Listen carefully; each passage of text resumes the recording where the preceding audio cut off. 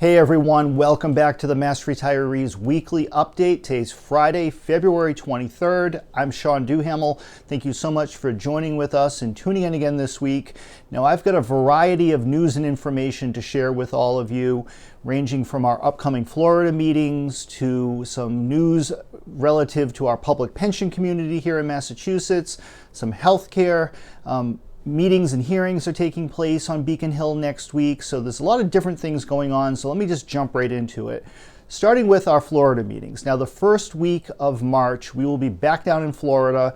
We have 3 back-to-back meetings starting on Wednesday, March 6th in Bonita Springs, which is just north of Naples. The following day, on Thursday, March 7th, we will be in Largo, which is right next to St. Petersburg in the Tampa Bay area. Then finally on Friday, March 8th, we will be up in the greater Orlando area for the very first time ever. We're holding meetings.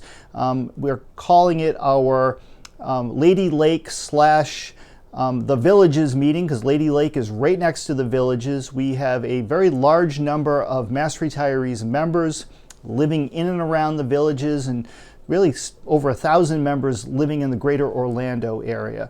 So in addition to this video, the email blast that's going out to members today contains all of the detailed information of the things I'm talking about, including the details on the meeting locations, the times, the address so you can find the place, and we're really hoping for a robust turnout. So whether you are a Florida resident living in and around these areas, or if you're a snowbird just visiting the state or even on vacation down in Florida the first week of March, if you're in and around any of these 3 locations, come on by, say hello. You know, we're traveling down there to see you. This is a whistle-stop tour. We're in and out of Florida pretty quick. We're going to be on the road a lot. So we're hoping for a good crowd. We really want to see you. You know, these meetings are a great way not only for us to provide you with information, but also to get to know you a little bit personally, allow you to ask us questions, or if you have a concern or a complaint or a problem, you can come and talk to us either before the meeting or right after the meeting. You know, that's why we are there. It's the same format, the same purpose of the meetings we hold here in Massachusetts. So come on by and say hello. Now back here at home, there has been a lot of activity, and it seems like every week there's a lot of activity. Now let's start with some really good news.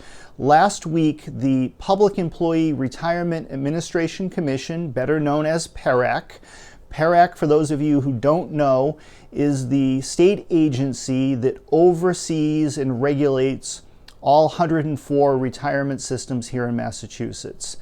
So it is the state government, it's a state government agency. It's governed by a 7-member commission, which consists of appointees of the governor as well as the state auditor and some private sector individuals as well. These 7 individuals have selected a new executive director. The current director, John Parsons, who has been at the helm of PERAC now for a little bit over 5 years. John announced his retirement last fall. I believe he's retiring on March 1st.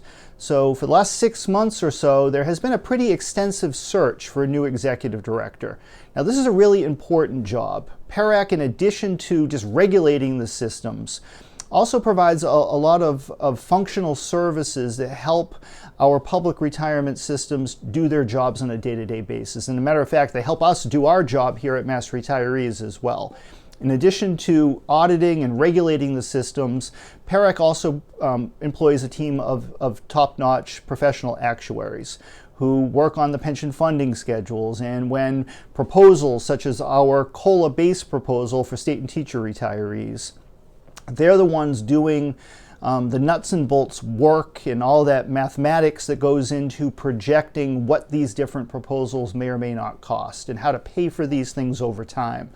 So the special commission on the COLA that we have been talking about, which is contained right on the front page of the March newsletter, PERAC will play a very important role in the function of that commission and also the outcome of that commission. So this is a really important job. So over the past 6 months through this search, over 30 applicants for the job were vetted, and it came down to 3 applicants. And thankfully, all 3 applicants were highly qualified, people who are well known to our association, people with a lot of experience working in state government, as well as in politics here in Massachusetts. At the end of the day, though, the choice was clear, and our association publicly supported the individual who was ultimately selected by the commission. And he's someone named William Keefe. He is currently a deputy director at PERAC. He's been there for a number of years now, does an excellent job, works very closely both with Nancy McGovern as well as Tom Bonarigo. Bill oversees the government relations arm of PERAC along with a few other functions. And he was clearly the best person for this job. Bill comes with a load of experience, not only in government, but specifically with our Chapter 32 retirement law, which quite honestly, not a lot of people know Chapter 32, and it is really essential to being able to perform the functions of that job. You have to have a working knowledge of Chapter 32, which Bill certainly has. In addition, Bill also has a lot of experience working with the public retirement community, specifically the 102 local retirement systems in addition to the state and teacher retirement systems. So he gets it, he knows the players, he is quite truthfully going to be able to hit the ground running when John retires in March. Now, over the past 25 years, we have had 3 directors of PERAC. For a very short time, Bob Stallnacker was the first director of PERAC after it was created in 1998. Joe Connerton, who is now our association treasurer, was the executive director of PERAC for over 20 years. Joe retired a little bit over 5 years ago. John Parsons then assumed that job. John retires after 43 years of government service. His retirement is well deserved.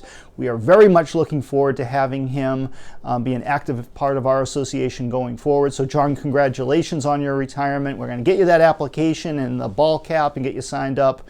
But we're looking forward to also working closely with Billy Keefe going forward. We're really happy that the commission chose wisely and brought someone in who has the experience and the knowledge to do the job the right way, which is going to be a benefit to everybody. So that's some really good news. At the same time, we're also keeping a close eye on developments in the healthcare space. Now, as I reported in last week's message, Governor Healey has filed legislation making a variety of different proposals that would impact municipal government. Everything from local taxes to fees to other changes that the municipalities have been asking for quite some time.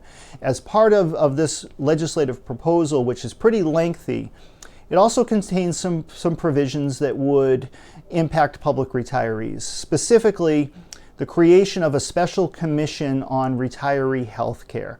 Now, this commission is modeled after a commission that existed back in 2012, which our association participated in. I was the association's designee on the commission back then. The commission back in 2012 was largely focused on finding ways to save money, save future healthcare costs or lower future healthcare costs for both state and municipal government. Now, the report that was generated by that commission back in 2012 really didn't go anywhere. A legislative proposal was filed, and for various reasons, largely because over the last decade or so, healthcare costs have been very stable, not only here in Massachusetts, but across the country. The pressure and the attention being brought to rising healthcare costs kind of petered out. Well, times have changed, and as we have been talking about, and as you've probably seen in the news, healthcare costs, like many things, have started to rise again, and in some cases rise rather sharply. And there's various reasons for that, and we've covered these reasons in the past. The price of prescription drugs, for instance, is a major reason why healthcare is so expensive. But because it's expensive, it's put the spotlight back on the so-called problem, or at least the perception of a problem. And there are folks out there who would very much like to see a reduction in what cities and towns, as well as the state government, is spending on retiree health insurance. Now, it is our job and our focus to make sure that the benefits that you earned as a public employee and that you pay for, and now as a retiree you depend upon, continue to be highly affordable, and of the best possible quality available. That's our purpose, that's our goal. So we are very thankful that Governor Healey has made it a point to say that mass retirees needs to have a seat at the table. We're part of the commission. If the legislature goes forward with this and creates it, and we believe that they probably will. Now, what the focus of this commission may or may not be remains to be seen, other than on retiree health care costs. And we believe that there are ways to save money in terms of health care costs, both for retirees as well as for the government and for the taxpayers. And this is not an either or black and white type of situation. There are a lot of good initiatives already underway, stuff that the GIC is doing, that Unicare is working on, the Blue Cross and Blue Shield of Massachusetts is working on. We have routinely reported on these initiatives. Some of them we're directly involved in, like the IBIS telehealth platform, which are all geared toward improving the quality of care, improving the quality of life of retirees, while at the same time reducing long-term health care costs going forward.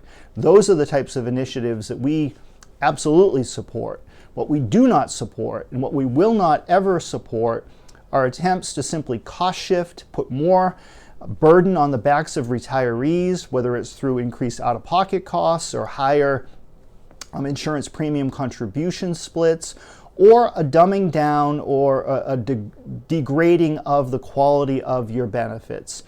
Those are a dead end as far as we're concerned, and will only lead to larger problems and larger costs down the road. So we're all for looking at ways together that we can save money.